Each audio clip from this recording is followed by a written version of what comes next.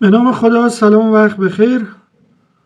با آموزش زبان نهم صفحات 69 و 70 بخش گرامر از کانال ویژن سی اچ آموزش زبان هفتم تا 12 در آپارات در خدمتتون هستم.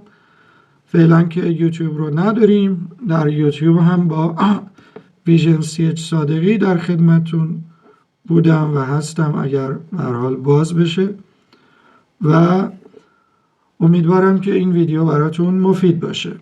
بخش گرامر در مورد سوالی کردن با کلمات پرسشیه. اول سعی کنین معنی همه کلمات پرسشی رو بلد باشید. Look at the tables. نگاه کنید به جداول زیر. Below. Look at the tables below. نگاه کنید به جداول زیر. And listen to your teacher's explanations. Explanations یعنی توضیحات. و گوش کنید به توضیحات معلمتون. WH question. اگر امویزار داشتید اول کلمه پرسشی، بعد امویزار، ادامه جمله. What is that؟ میخوایی بگی آن چیه؟ میگی what is that. آنها چیستند؟ What are those؟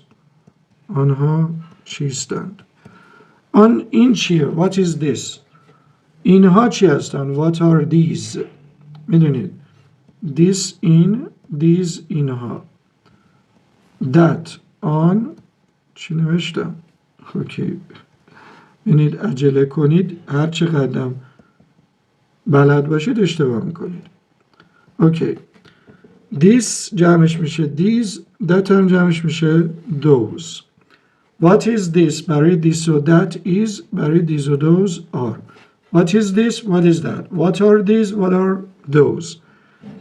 یا دوست، بهترین دوستت کیه؟ who is your best friend. وقتی مفرده is، وقتی جمع are. خواهی بگید بهترین دوستانت کی هستن؟ you who are your best friends. خب WH question با زمان حال ساده. برای زمان حال ساده یادتونه که برای I, you, we, they do، برای he و she و it does. when do you go؟ کی میری؟ when do they go؟ اونا کی میرن؟ where do they go؟ اونا کجا میرن؟ why do they go؟ چرا میرن؟ how do they go؟ با چه وسیله میرن؟ پس معنی اینا رو بلد باش. when چه موقع، where کجا، why چرا، how با چه وسیله. آیا you و they بود، دو بذار. when do you go؟ when do they go؟ when do they play؟ where do they play؟ why do they go by bus؟ چرا با اتوبوس میرن؟ اما اگه he و she بود does بیار. how does he go؟ how does she go؟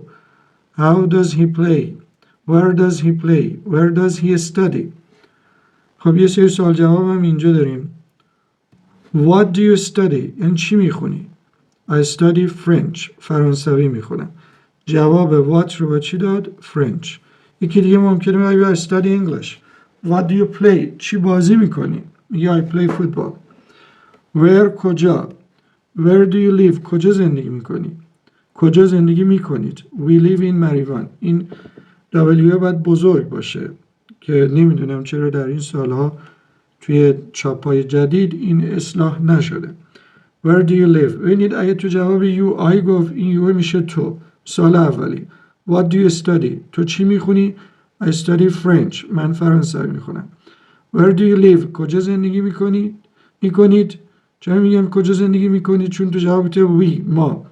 We live in Marivan. در مریوان زندگی میکنیم. حالا از شما پرسم Where do you live؟ میگه I live in Tehran. I live in Shiraz. I live in Kerman. I live in Tabriz. What does your father do؟ Your father مفرد سوم شخص هیه در واقع. پس میگم چی؟ does. What does your father do؟ یعنی what is your father's job؟ شغل بابا چیه؟ بابا چی کار میکنه؟ He teaches English. او انگلیسی درس میده. چرا گفتم teaches؟ چون فاعلم هیه. ولی we live I study SOS ندادم. When does she wake up؟ او کی بیدار میشه؟ wake up بیدار شدن. چرا does؟ چون she دارم. she و he که داشته باشم does میارم و با فعلم هم اسم میارم. She wakes up at 6. او ساعت 6 بیدار میشه. این she هم اسمش کوچیکه و باید اصلاح بشه. امیدواریم اصلاح بشه. Who helps lost children؟ بعد هو دیگه نیاز به دو و داز نیست. خب چون هو خودش به جای فاعل میاد و دو و داز قبل فاعل میاد، پس دیگه نیاز به دو و داز نیست. فعلمون هم سوم شخص مفرد میاریم. Who helps, who teaches, who goes, who buys. فعل بعدش رو اس و ایس میدی، حتی اگر جواب جمع باشه. The teacher helps children. چه کسی به بچه ها کمک میکنه؟ معلم به بچه ها کمک میکنه. اینم از این بخش گرامر، بخش اول گرامر درس 4 زبان نهم که مربوط به سوالات پرسشی بود. خواهش میکنم اگه این ویدیو رو دوست داشتید دکمه روی اون قلب بزنید، لایک کنید ویدیو رو و حتما کانال ما رو دنبال کنید تا ما بتونیم همچنان تا پایان پای 12 در خدمتتون باشیم. دکمه دنبال کردن رو بزنید، شماره موبایلتون وارد کنید، کدی که میاد وارد کنید و بعد کانال رو دنبال کنید. کانال رو به دوستانتون هم معرفی کنید لطفا.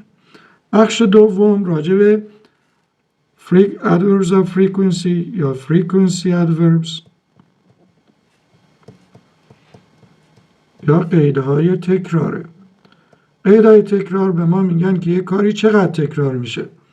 آیا همیشه تکرار میشه؟ پس بگیم always. بیشتر وقتا معمولا تکرار میشه، بگیم usually. خب یا اکثر وقتا در واقع usually یعنی most of the time. خب often میشه much of the time، بیشتر وقتا. sometimes بعضی وقتا، never هم یعنی هرگز. این درصدش از بالا پایین تغییر میکنه. حالا بعضی ها گفتن مثلا always 100، usually مثلا 90، often 70، sometimes مثلا 50، never هم 0. حالا درصدها متفاوته، کار به درصدش نداشته باشین.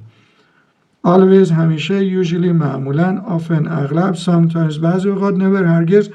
اینا رو معنیاشونو بدونیش و تو امتحان درصد نمیدن بعد به شما بگن حالا always میاد یا usually یا often sometimes. چیزی که مهمه دونستن معنی ایناست و جاشون تو جمله. قبل از فعل اصلیه، میبینید همشون قبل فعل اصلی. They never come late. اونا هرگز دیر نمیاد. She always studies hard. او همیشه سخت درس میخونه. I always wake up at 5:30. من همیشه ساعت 5:30 بیدار میشم. He often plays outside. او اغلب بیرون بازی میکنه. از جاشون در جمله قبل از فعل اصلی. قید تکرار فعل اصلی. بعداً تو پایه 11 هم در رابطه با اجزای جمله و ترتیب اجزای جمله میخونید.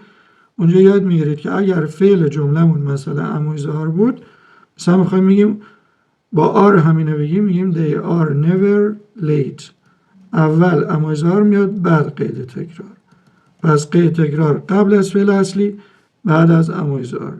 She is always happy. او همیشه خوشحاله. توی جمله سازی این نکته دقت داشته باشید. قیدهای تکرار قبل فعل اصلی بعد از اموز و آر. بازم خواهش میکنم کانال رو دنبال کنید، ویدیو رو لایک کنید، ما رو به دوستانتون معرفی کنید. اون زنگوله بالا رو هم اگه توی کانال بزنید، هر مطلب جدیدی در کانال قرار میگیره شما متوجه میشید. اگر مشکلی توی درس‌های 1 تا 4 دارید تا اینجا، برگردید ویدیوهای قبلی رو ببینید و همچنین اگر تو پایه 7 و 8 گیری دارید میتونید برید ویدیوهای 7 و 8 هم ببینید. براتون آرزوی موفقیت دارم. خدا نگهدار.